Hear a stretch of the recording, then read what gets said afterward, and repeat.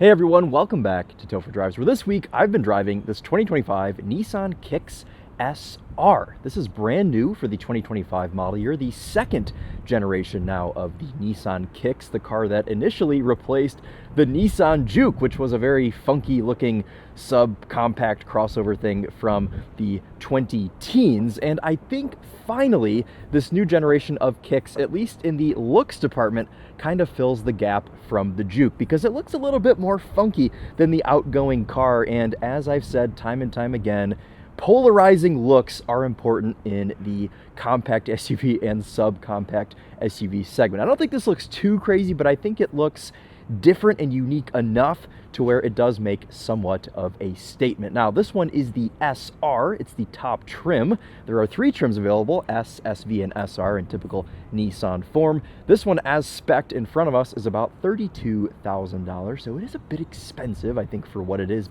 But keep in mind, this is still a Nissan, which means in base model form, it starts at $21,000, which has got to be top 10 cheapest cars on sale currently in the US. Under the hood of every Nissan Kicks is a naturally aspirated 2-liter 4-cylinder engine that makes 141 horsepower and 140 pound-feet of torque. They all have a CVT, of course, and this one is all-wheel drive, which is a new option for the Kicks. The first gen was only ever available with front-wheel drive, and now you have the option to put all-wheel drive on your Kicks. It's about a $1,500 option, which means you could have a base model Kicks S with all-wheel drive for like 24 grand out the door or something like that. Thank you, Clock Tower. I think today, actually, yep, there you go. It's 4 o'clock. Well, it's 3:59. The Clock Tower's a little bit early. Or maybe it finishes at 4. Anyway, this one is also finished in deep ocean blue, like we saw on the Nissan Armada. And we have these optional 19-inch accessory wheels. For tires today, we have a Bridgestone Alenza. That is really nice to see on a Nissan product. These are a squared setup, and they're a 225/45 R19. I think the standard wheels on the SR are quite cool looking as well. They're a little bit less traditional looking. They're kind of like funky 3-spoke-ish wheels, but these look a bit more normal. They're like a $600 option. Also, it keeps beeping because the auto lock unlock function is turned on. But today, obviously, we're on the roof of a parking structure. We're in downtown Ann Arbor, Michigan, which is a question I get a lot. I feel like I say it in the video, and then I get a ton of comments of people asking what city I'm in. Ann Arbor, Michigan. There you go. Anyway, we're going to poke around this today, and we're going to commute this back home, and we'll reset the fuel economy before we leave. This is rated at 30 MPG combined, 34 on the highway. This week I've been getting about 27. We'll talk about why that is in a little bit once we start driving it, but before that, we'll try not to get blown away by the wind. In the back here, a pretty normal amount of room for a car in this class. This does seem like it's a little bit smaller than some of its competitors, and I really don't think that's a bad thing. I think cars are getting so big, and you know, this is obviously still bigger than the outgoing Kicks because cars always get bigger than their predecessor, but eventually, you know, it gets to a point and things are just too big. So we have some additional storage under the floor. Unfortunately, no spare tire, but there is a little mounting point for one. I imagine you could replace this foam tray with a space saver spare from an older Kicks or something like that, or maybe the dealer will even sell you one as an accessory. Of course, yeah. I don't always have a camera on my face. I'm just filming a video right now. So, oh. You want it like up against the wall over here? Yeah. All right, cool. Horizontal or vertical? Or both? Yeah, horizontal. Sick. Let me do one this way, actually. Nice. Thank you. Yeah, for sure. Okay. Do you have a way of going in there to see if they're okay? If you want more? Bro, Mog is so bad. Yeah, we do. Yeah, can you take this?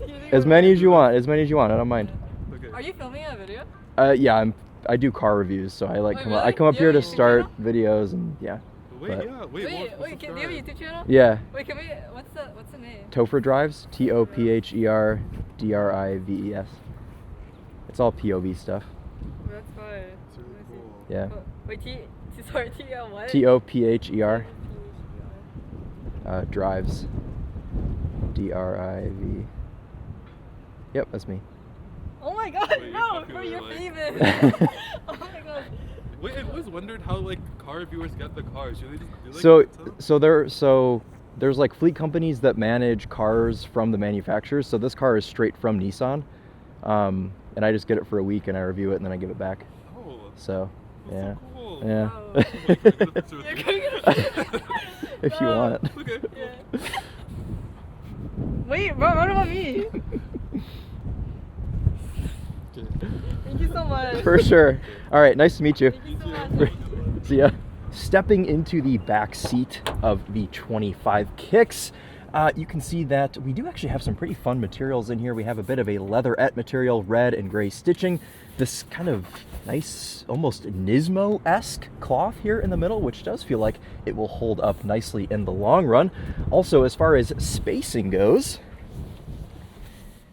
Nissan claims they've added another 0.9 of an inch of knee room in here, which in my mind means leg room, but I don't know how they could necessarily measure that when the seats move back and forward. Anyways, this is set in my driving position. I am 5'11". This is a manual seat, so this is exactly where it sits while I drive. No comfort access or anything. And headroom is a bit limited. I know I have a camera on my face, but my head is hitting the ceiling back here. We've got a little bit of an indent in the headliner where, you know, I guess someone a little bit taller might be able to sit comfortably. I think you could probably only be up to like maybe 6 foot without a camera on your face and sit back here. A bit of a sneak peek to our Bose Personal Plus headrest mounted speakers. That is a big plus here of the Nissan Kicks, having quite a nice sound system. 2 USB-C ports back here, no vents, no climate panel, anything like that, of course. Fold down armrest with some cup holders, and we do have this little drivetrain hump, of course, because this particular model is all-wheel drive. A lot of scratchy plastics and things. It's, you know, lots of kind of typical Nissan-isms where you have things in here that are really nice and things that are a bit of a head scratcher. It's like hurricane winds out here. It's been about 2 weeks solid of like just ridiculous wind here in Michigan. I don't know what's going on with that, but let's pop the hood real quick. We'll show you this 2-liter and then we'll get on the road and we'll go for a drive. So under the hood, obviously no hood struts. And there it is. We don't even get an engine cover. 141 horsepower, 140 pound-feet of torque from this little 2-liter. I guess 2 liter is really not that little, but when it's naturally aspirated, you can only really expect so much.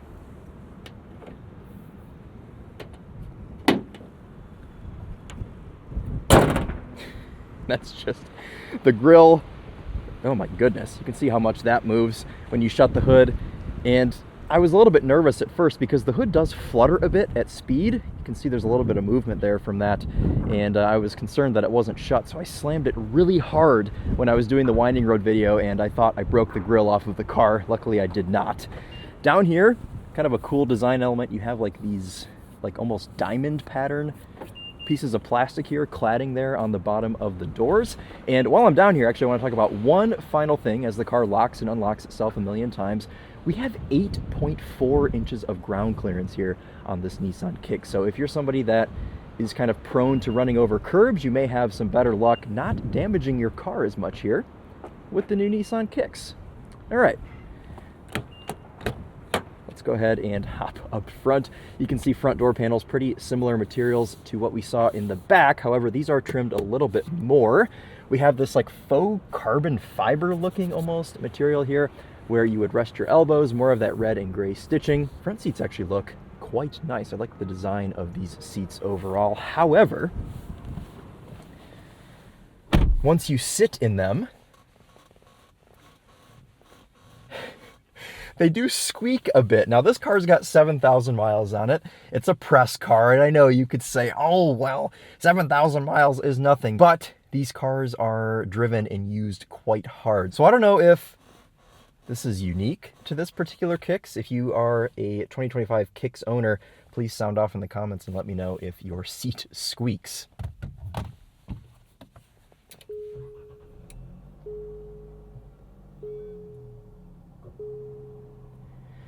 Up front, I mean, things are pretty attractive, pretty simple up here. Simple yet usable, I should say. We have a volume knob right here in the middle, hazard switch, buttons to skip tracks. Climate control panel is all haptic touch. We have heated seats and a heated steering wheel in this top SR trim. More of this kind of carbon fiber wetsuit material here on the dashboard.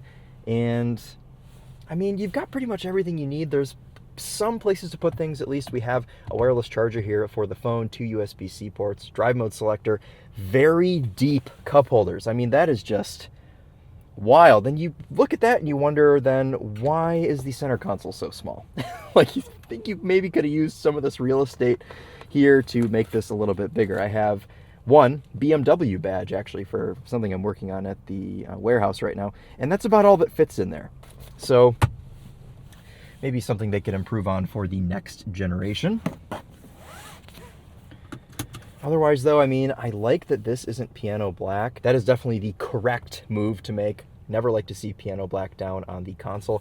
And really the only piano black that you get in here is this little strip on the top of the steering wheel. Got this little strip on the dashboard, and I guess you could count this haptic climate panel, but I mean, pretty much everything haptic these days is piano black. Fully digital gauge cluster. All right, here we go. Let's get out on the road. First into reverse to show you the backup camera and 360 cam. Not the best camera quality. I mean, Nissan has been kind of trying to improve this. I know on the Nissan Armada, we saw some higher quality cameras. These are a little bit worse, but the 360 camera is actually a really nice touch to see on a car that's 30 grand, especially in this segment.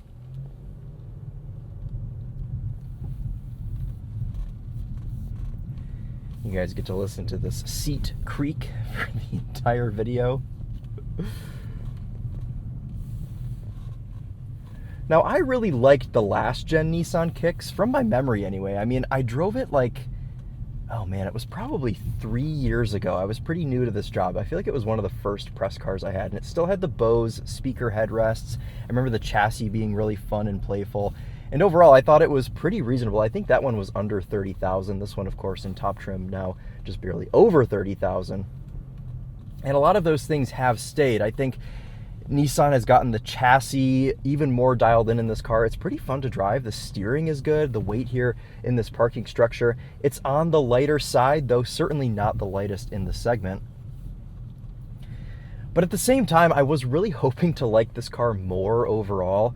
I've put just under 100 miles on it. Honestly, the best part about this is its size. It's so easy to maneuver around little tight spaces like this. You don't even have to put any thought into it. You can carry a pretty good amount of speed.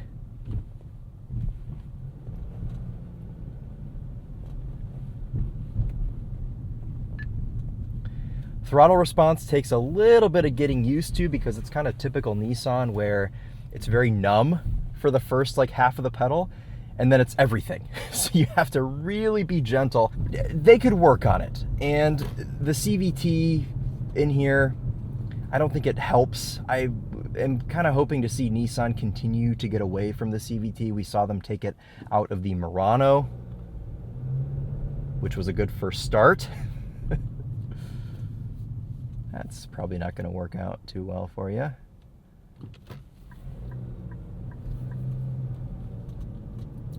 So maybe seeing them kind of just replace the CVT in this with like just a regular 6-speed auto or something would be nice.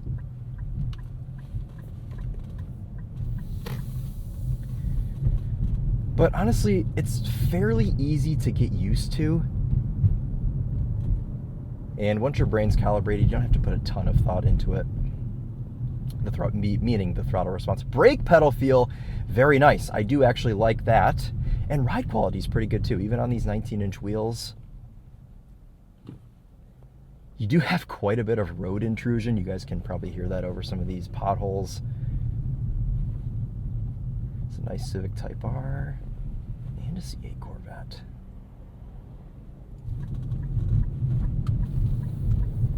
And honestly, guys, apart from the throttle response, I have no complaints when it comes to driving like 25 miles an hour around town. This car does a really good job at that. And that is essentially the main purpose of this, of course, to be a daily driver, to be plenty maneuverable in the city, you know, going between a couple of cars, somebody pulled over on the side of the road.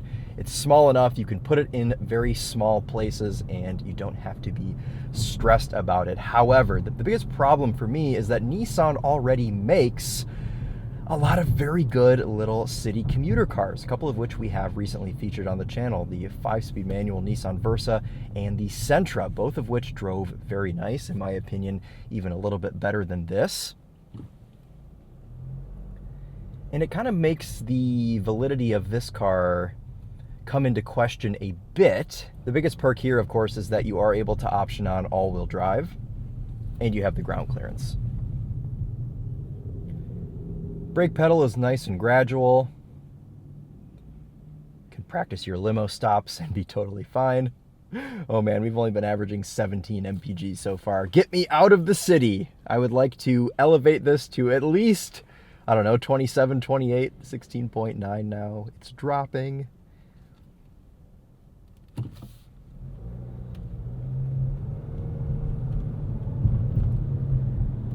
Under 3,000 RPM, the 2-liter doesn't make a ton of noise.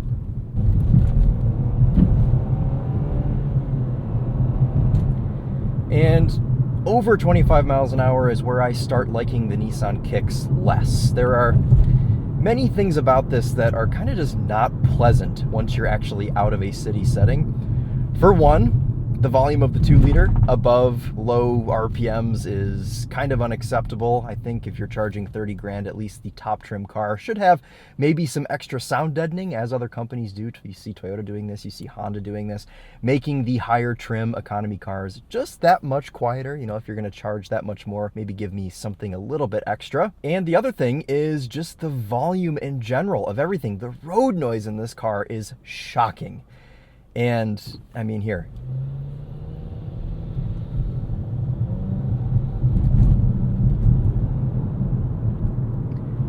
I mean, just driving at 40 miles an hour,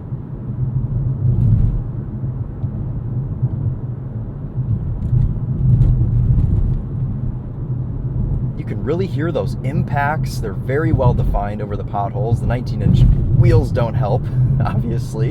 And again, this is not an issue with ride quality. I think the ride quality is fine. It's not a super soft ride, but it feels pretty appropriate for the car. And I'm sure the audible noise makes it seem way worse than it actually is in real life.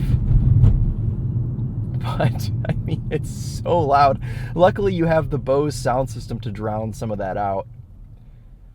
I don't even remember the Versa or the Sentra base model being this loud.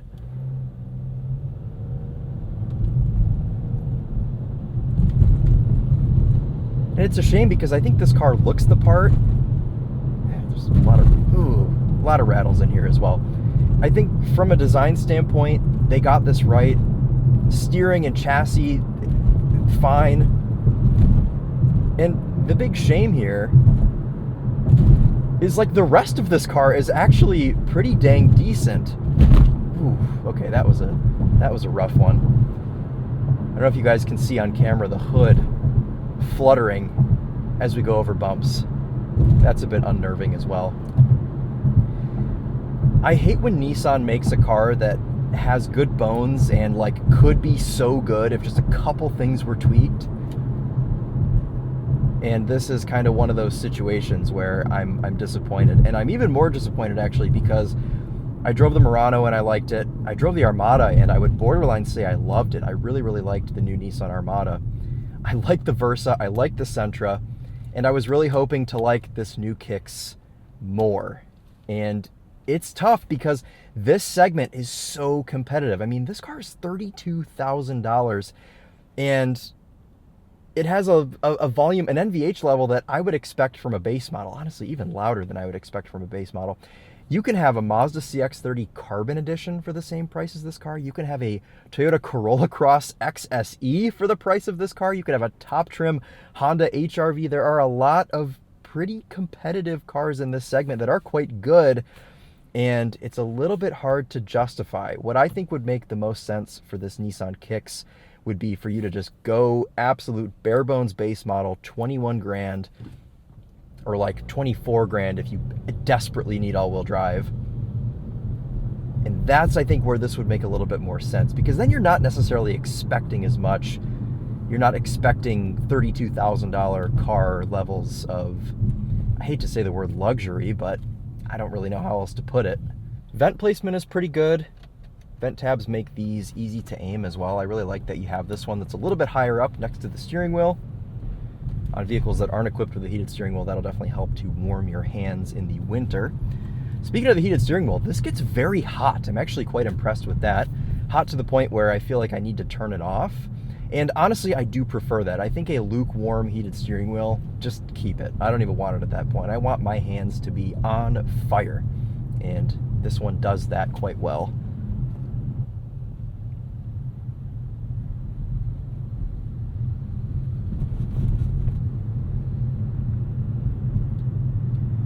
Okay, let's get this thing out of the city, and we'll go and make some more noise on the highway. Honestly, I think if most of your drive is low-speed city stuff, like you would really be fine with this car. But it honestly has been a while since I've driven something with this much road noise, so that's why it's so pronounced, so kind of standoutish to me right now.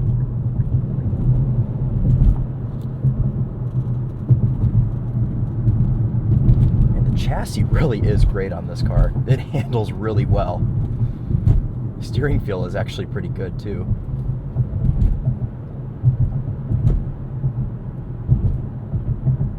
All right, I'm gonna go into sport mode to merge because you need every single one of those 141 horsepower to get yourself merged without incident. Luckily, we are actually merging at almost 60 today. But to go for a pass, ooh, it is pain. It is absolute pain. Yeah, it's one of the slowest cars I've ever driven. I think 0 to 60 is probably about 10 seconds on this.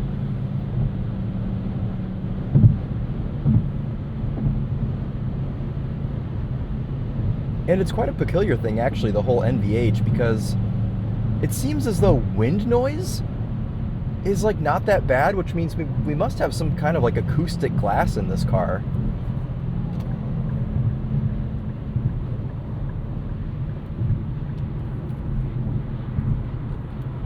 But then road noise is just so pronounced.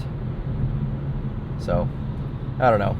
It's just, we can stop talking about that now. I've talked about it enough. Okay, let's talk about what it's actually like to sit in this Nissan Kicks, where unfortunately things don't get too much better. This driver's seat is quite uncomfortable. There's a very limited amount of adjustment with this. As I mentioned earlier, it's a fully manual seat. That's fine. You can still have all the adjustment you need with a manual seat. However, this one only goes up, down, back, and forth. That's it. And obviously the seat back moves as well. But we have no lumbar adjustment. We have no leg extension or anything like that. And this seat back, man, I mean, after sitting in this car for like half an hour, I'm pretty uncomfortable. It's certainly not great. And this is a different seat. And I don't really have a problem with Nissan's base model cloth. And this was another shocker to me because Nissans like always have comfortable seats. So I don't know what happened with this one, but I'm not loving it. Driver's compartment actually is fine. You have a pretty big open amount of room here, and you've got a little bit of padding actually on the center console. So if you want to rest your right leg, you will be okay doing so. Seating position is also great. I've got the seat all the way down. It goes down plenty low. I don't feel like I'm sitting on top of the car. Let's see, you've got a blind spot monitor there.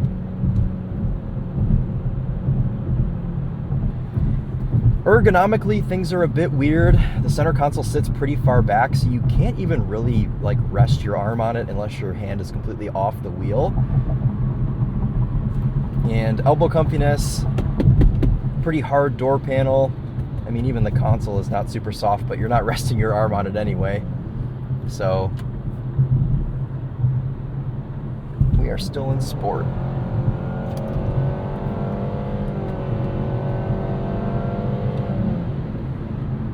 I pushed that turn signal in sport as well and put our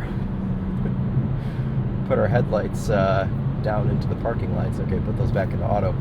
But I don't know. I mean, I'm just telling it like it is. This is what I've experienced so far in the last couple of days with this car.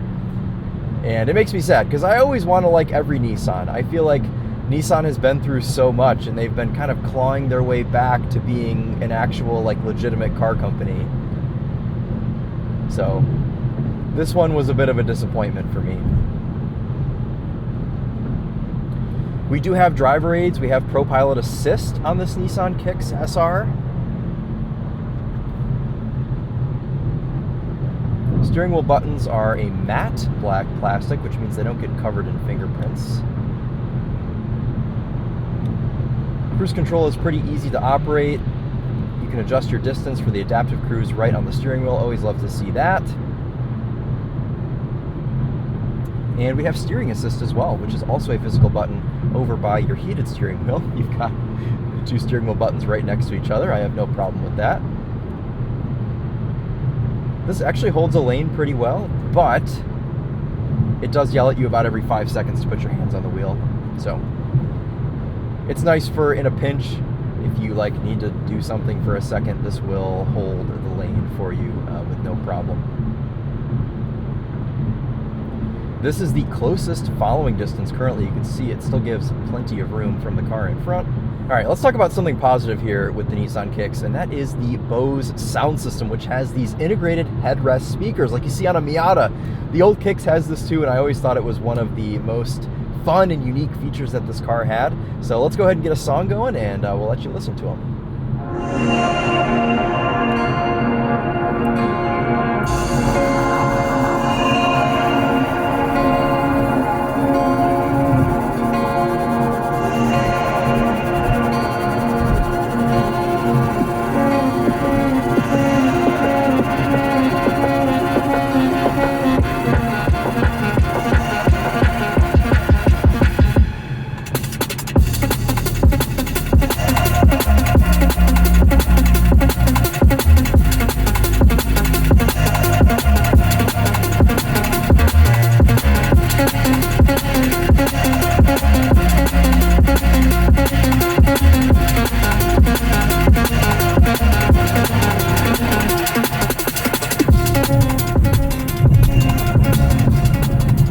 Also love to see multiple ways to adjust our volume. Love that Nissan left a volume knob here on the dashboard, but this volume adjuster on the steering wheel is in a really convenient spot.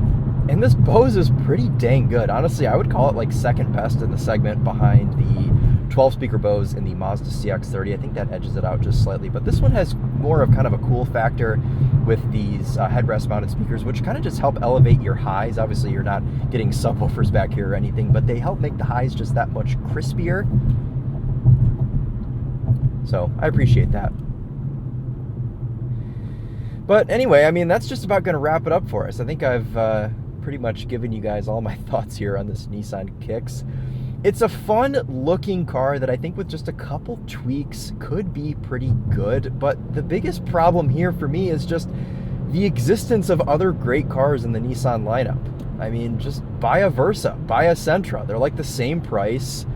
Biggest perk here is that you do have available all-wheel drive, but if you're going to go and buy a front-wheel drive Kicks, just go and get a Versa. It's cheaper, in my opinion, drives better, and it just, I don't know. If you're going to have a car in this segment, it has to be really competitive, and I just don't think this one's competitive enough, just to be fully transparent about that.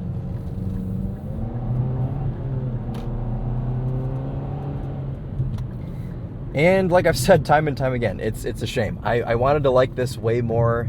I love some of the kind of funky design elements and funky features that they have on this. And it was set up to be something really fun that, you know, might have stood out a little bit more, but unfortunately the execution was just not really there, in my opinion. So curious actually to hear in the comments what you guys would buy out of this segment. I mean, there are just so many cars in this segment. It's very oversaturated. Obviously, Emily owns a Mazda CX-30, so you know what my choice would be, and that car seems to be pretty much everybody's choice. I quite liked the Toyota Corolla Cross as well. That one stands out to me. Honda HR-V is nice, but it's just about as slow as this.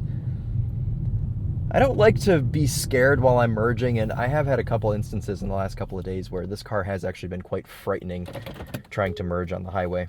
Full pedal to the metal, and I just realized we're in sport still. What did we end with for fuel economy? Oh, wait, hold on. 28. Okay, that's actually not bad. That's really not bad. 28 MPG with a couple of full throttle pulls. You can see my best this week has been 32.6.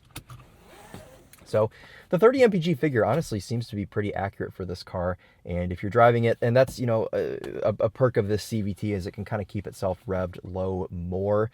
So it helps you be just that much more efficient. Well, let's give you one last look of this 2025 Nissan Kicks SR. We'll hear it lock and unlock itself a few more times as we do our closing remarks. But that'll be it for us today.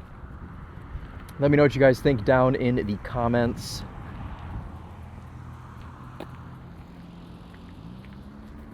It's a cool Passat wagon driving by. All right. Well, that's it.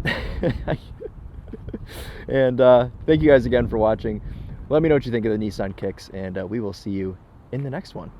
Take care.